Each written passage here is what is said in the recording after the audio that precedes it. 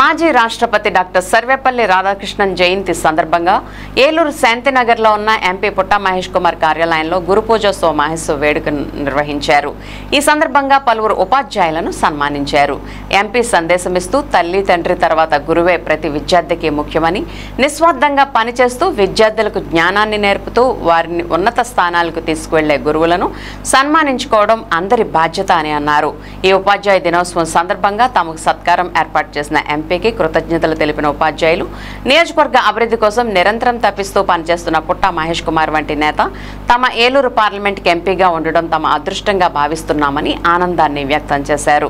కార్యక్రమం అనంతరం కార్యక్రమానికి హాజరైన ఉపాధ్యాయులు విద్యార్థులకు స్వీట్లు పంపిణీ చేశారు. అక్టోబర్ 5వ తారీఖుని గురు పూజోత్సవ దినోత్సవం జరుపుకుంటారు. కానీ మన దేశంలో మట్టుకు దేశవ్యాప్తంగా సెప్టెంబర్ 5వ తారీఖుని గురు పూజోత్సవంగా జరుపుకుంటున్నాం. దాని ముఖ్య కారణం ఏంటంటే డాక్టర్ సర్వేపల్లి రాధాకృష్ణ గారు ఈరోజు పుట్టినరోజు.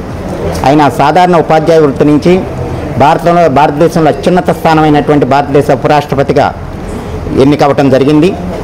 సో ఆయన్ని ఆదర్శంగా తీసుకుని ప్రతి వ్యక్తి జీవితంలో కూడా ఉన్నత స్థాయికి ఎదగాలనే ఉద్దేశంతో భారత ప్రభుత్వం సెప్టెంబర్ 5వ తారీఖుని గురు పూజోత్సవ దినంగా ప్రకటించింది. గురువు అనేవాళ్ళు ఒక దైవం, గురువు అనేవాళ్ళు ఒక మార్గం. గురువు మాట వేదవాక్కు. ప్రతి విద్యార్థి ఉన్నత స్థాయికి చేరుకోవడంలో గురువు కీలక పాత్ర పోషించడం జరుగుతుంది. మన ఏలూరు పార్లమెంటరీకి పుట్టా మహేష్ గారు వచ్చిన తర్వాత ఎంపీ అనే ఒక పదానికి కొత్త అర్థాన్ని తీసుకురావడం జరిగింది. పూర్వకాలం ఎంపీ అంటే ఏదో ఎప్పుడన్నా కనిపించేవాళ్ళు. కానీ ఆయన ప్రతి సమస్య, మన ఏలూరు పార్లమెంటరీకి సంబంధించిన ప్రతి సమస్యని ఆయన తన సొంత సమస్యగా భావిస్తూ అది సాల్వ్ చేయడానికి ఆయన చాలా తీవ్రంగా ప్రయత్నిస్తున్నారు. ఇలాంటి ఎంపీస్ అన్ని చోట్ల ఉండాలి. ఈయన మనకి చాలా ఒక రకంగా అదృష్టం. మొదట్లో ఈయన వచ్చినప్పుడు వేరే ప్రాంతం నుంచి వచ్చారు. ఈయన మనకేం చేస్తారనే భావన మన అందరిలోనూ ఉంది. కానీ ఈ రోజున మనలో ఒకటిగా ఉంటూ ఆయన మన ఏలూరు పార్లమెంట్ని అభివృద్ధిలో తీవ్రమైన కృషి చేయడం జరుగుతుంది. అది మనందరం నిత్యం చూస్తూనే ఉన్నాం.